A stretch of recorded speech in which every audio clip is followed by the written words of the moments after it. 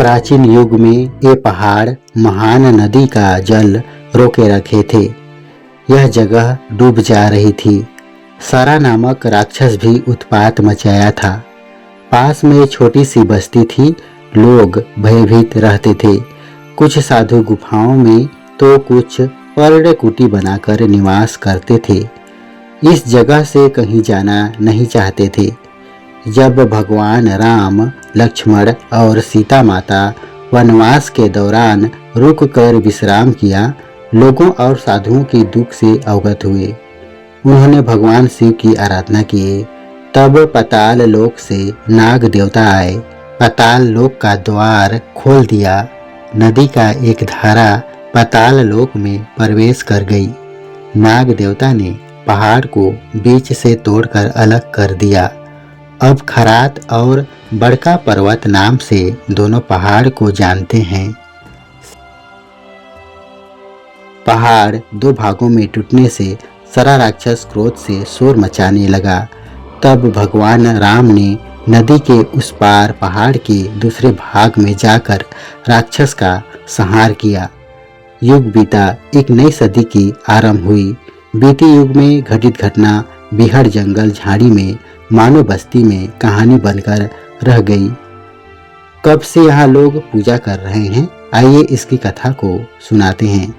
यहाँ महान नदी के पास खरात एवं बड़का पर्वत के जंगल में एक बुढ़िया लाल, पीली, काली और सफ़ेद जंगली मशरूम लेने गई। उसे जंगल में बहुत सारे मशरूम मिला।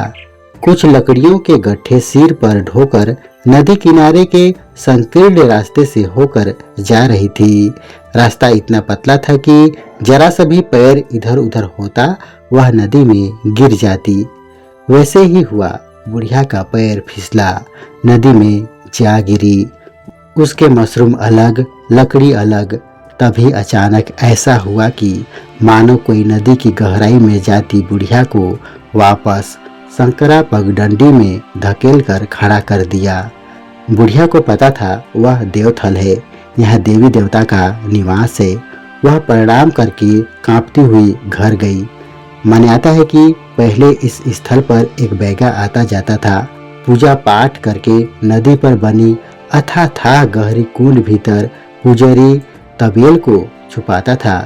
जब बैगा भीतर प्रवेश करता था उस समय अपने आप रास्ता बन जाता था। उसके कपड़े, शरीर पानी से नहीं भीगता था। घर आकर बुढ़िया यह चमत्कार लोगों को बताई। तब गांव के दूसरे लोग पूजा करने यहाँ आने लगे। नदी की गहराई अथाथाह है।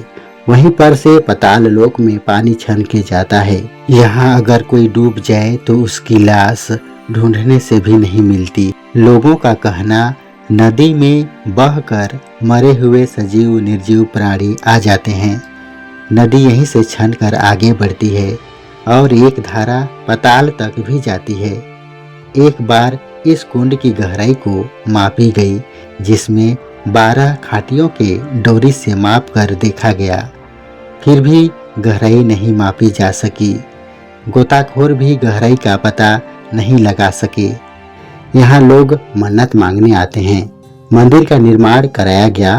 तब से इस जगह की खूबसूरती और बढ़ गई। जगह और प्रसिद्ध हो गया।